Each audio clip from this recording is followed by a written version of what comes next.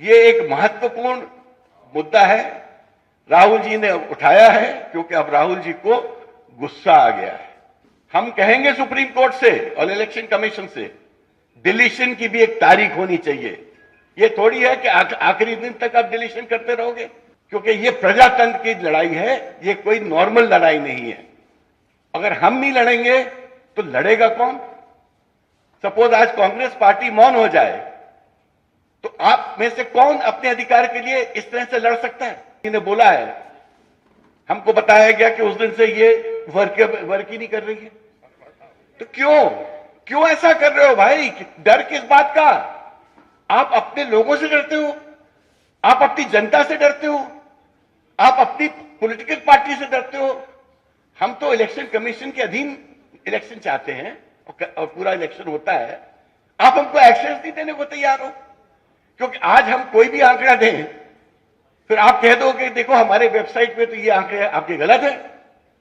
हम तो आपको कंपेयर करके आज बता देते, बट एक दिन हम बताएंगे कि पिछली चुनाव में जो वोटर्स की गड़बड़ी हुई थी वो कैसे हुई थी, कितने वोटर्स ऐड किए गए थे, कितने डिलीट किए गए थे, कॉन्स्टिट्यूएंसी वाइज कैसे हुआ था।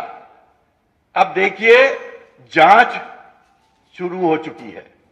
संघर्ष पार्लियामेंट में होगा, संघर्ष विधानसभा में होगा, संघर्ष सड़कों पे होगा, क्योंकि ये प्रजातंत्र की लड़ाई है, ये कोई नॉर्मल लड़ाई नहीं है।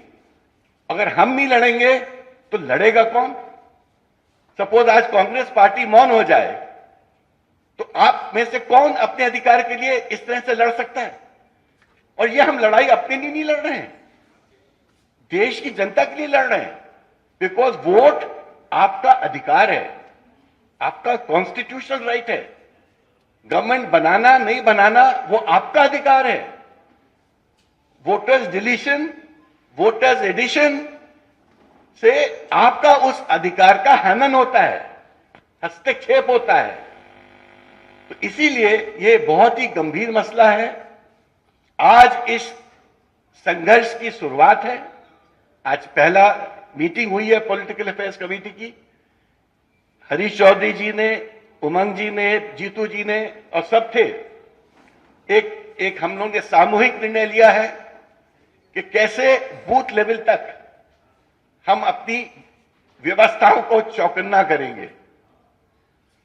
हम कोई, जिसको अंग्रेजी में कहते हैं, we will leave no stone unturned to ensure कि ये जो घपले हैं वो जब मध्य प्रदेश का चुनाव आए 3 साल बाद, वो हम उनको नहीं करने देंगे।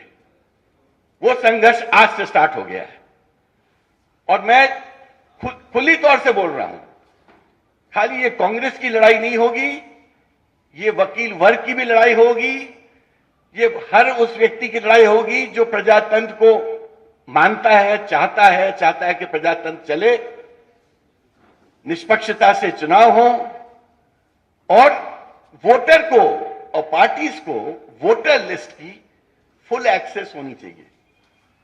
बहुत दफे आज डिस्कशन में यह बताया गया कि आप आखिरी वक्त जब पहुंचो तो जो हमारे काउंटिंग एजेंट के पास जो एक वोटर लिस्ट आती है उसमें नाम बकायदा रहेंगे, बट जो अंदर लिस्ट होती है उसमें बता देते डिलीटेड डिलीटेड डिलीटेड। ये कैसा डिलीशन है? हम कहेंगे सुप्रीम कोर्ट से और इलेक्शन कमीशन से, डिलीशन की भी एक तारीख होनी चाहिए। ये थोड़ी है कि आखिरी दिन तक आप डिलीशन करते रहोगे, चुनाव के दिन तक डिलीशन करते रहोगे, 2 दिन पहले तक डिलीशन करते रहोगे।